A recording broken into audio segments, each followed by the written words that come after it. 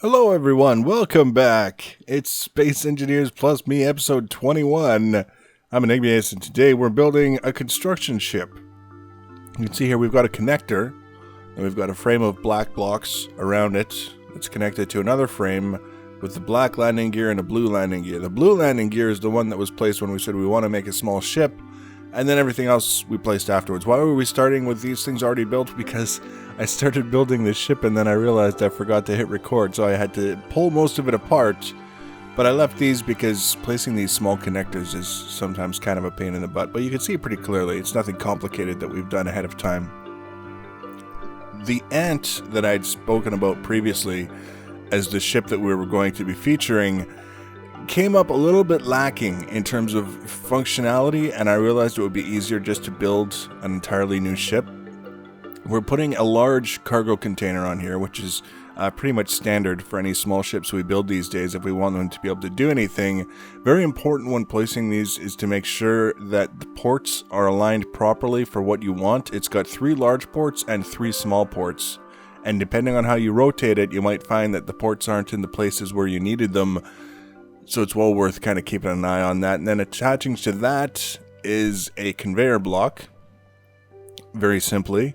And the whole idea here is we're kind of building out the critical elements of this ship, and then we can add all the other stuff after, even though it never really works that way. You kind of end up doing things a little bit at a time as you go. But right here, what we're building is definitely the core of the ship in terms of what it's supposed to do. Now, the ant that we spoke about previously just had a welder on it, so we could fly around, and we had a large cargo container so that we could keep lots and lots of components in there, and we could weld up things like large atmospheric thrusters and the large reactors that require more components than you can physically carry on your character. So by putting them in a ship with a welder, we can do everything in one trip, so to speak. The difficulty with that is sometimes you want to dismantle things, either because you want to move them or because you're dismantling the ship. And it becomes a problem when you've got those large atmospheric thrusters and reactors and you're trying to dismantle them because you can't carry everything that's coming off the component. So for whatever reason that we might want to pull things apart, if we're going to call it a construction ship, we might as well have both components on it. The welder and the grinder. We can assemble or we can dismantle. Doesn't really matter. And this assembly that we have now, the connector, the cargo container, the conveyor and the tubes, the welder and the grinder, that's basically the core of the ship. Those are the most important things. And now around this, we have to build some means of controlling the ship, either a cockpit or a control seat or something that will allow us to turn everything on and off, all that other stuff. We obviously need power, we need thrusters, and beyond that, it's kind of up in the air in terms of what you might want to add. If you can make it look a little bit snazzy in the process, that's fantastic. We're not going to spend a ton of time showing you every single block that we placed on the ship in terms of aesthetics, but we're going to show you a little bit just so you can kind of get an idea. This ship will be available for download as a blueprint from the Steam Workshop if you wanted to do that. The link for that will be in the information box below the video. You can download it, you can build it in your game world, you can mess around with it, change it, do whatever you like. It's actually a pretty functional ship. I've tested it, which is why I'm offering it as a download. I'm pretty happy with it. We've got placed a cockpit and then of course the air vent, the omnipresent air vent. Anytime we're in a planet with atmosphere that has oxygen, we still need to put an air vent on the cockpit so that the oxygenated air in the atmosphere can get into the cockpit. Otherwise it's sealed and you'll suffocate and die. It makes absolute sense. It's not a criticism that I have, that I don't think it should be that way. It's just the irony of being surrounded by oxygen, and as soon as you step into your cockpit you can kill yourself by suffocating. It gets me every time.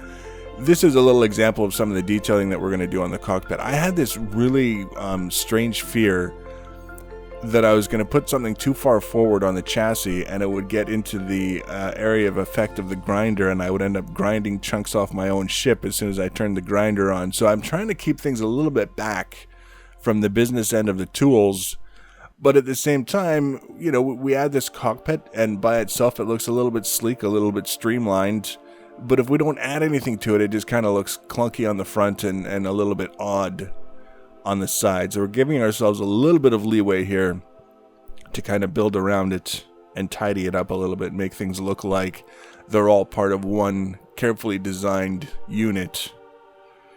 Whether or not it ends up actually looking that way will be up to each individual to decide, but I'm pretty happy with the way it's ultimately going to turn out. Now, one of the things that I had to consider was the power supply for this ship. We just discussed this while we're spinning blocks. There's going to be no onboard power generation for this ship. It's going to rely entirely on recharging from the connector.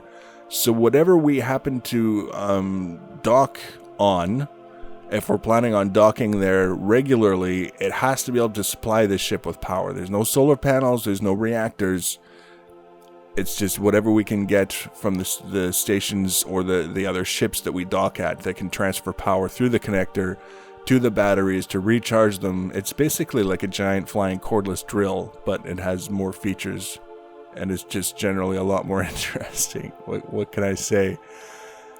Other than that, it's a pretty straightforward ship. I wanted to make something as compact as reasonably possible because you're flying in and around ships and structures that you're building. You don't want to be colliding with things, and the larger the ship, the more likely you are to collide with things. That was kind of a consideration, which is where I got, first of all, the idea of the ant name was, we wanted something that was relatively small yet functional, and same with the termite. We could go out of our way to make it larger and maybe even look more like a termite, but it's better if we can kind of keep things as pulled in to the center as possible, if that makes any sense. So you can see here a little bit of detailing on the nose of the cockpit. It definitely, it's an improvement, but it's not adding to the size substantially. We've got a spotlight on the front and that little nose that we just did. Now we're building a frame to which we will attach the batteries, which is very important. We need to place the batteries somewhere. One of the things that I realized that was really important after I kind of finished the build that you're going to see is that lighting on a ship like this is absolutely critical. It's good that we have a spotlight on the front. We need one on the underside so that when we're docking, it's easy to see how everything is lining up with the connector that we're trying to mate with. That sounded horrible, but it's true. But we also need lighting from the side to side and even lighting from the rear. If you're moving your camera angles around a lot, trying to see how everything is lining up and where other parts of the environment are that you don't want to collide with, extra lighting is critical. So the version that will be available as a blueprint will have more lights than what you see me adding now. And if you test it out and you find it's still not enough, there would be no harm in adding even more lights.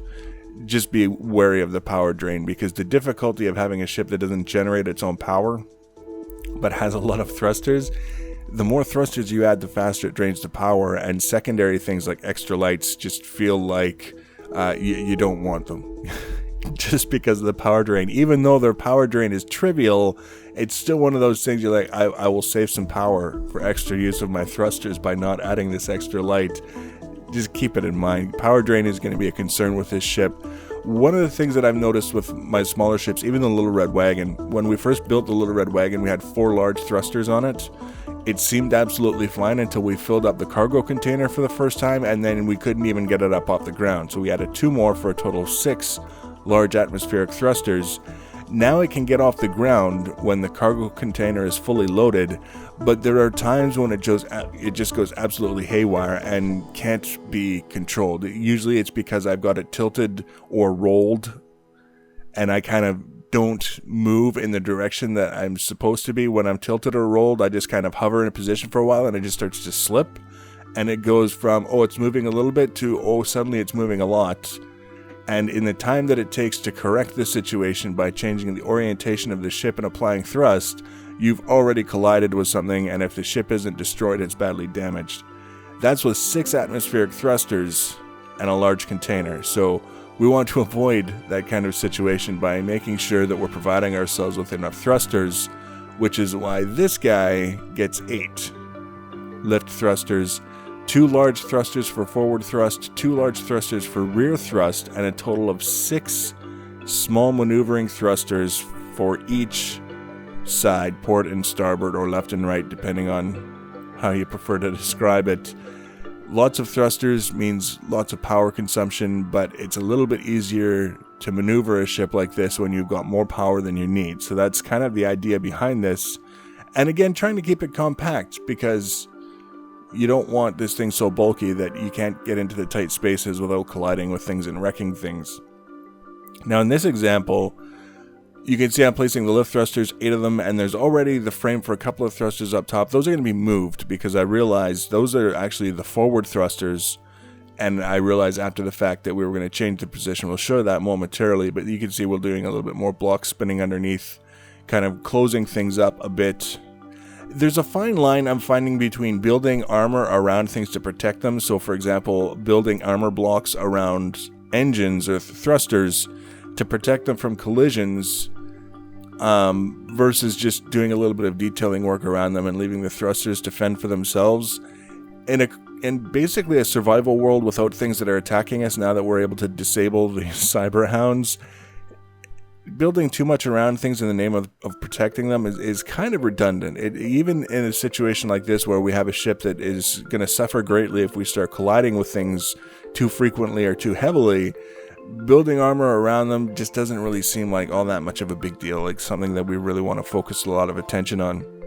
You can see now these are the forward thrusters, and I realized after I placed them and welded them up that they would be better suited towards the back of the ship so that we could put the reverse thrusters on the other side. We still have the thrust damage rule turned off, meaning we don't have to worry about where things are relative to the thrust output on the thrusters.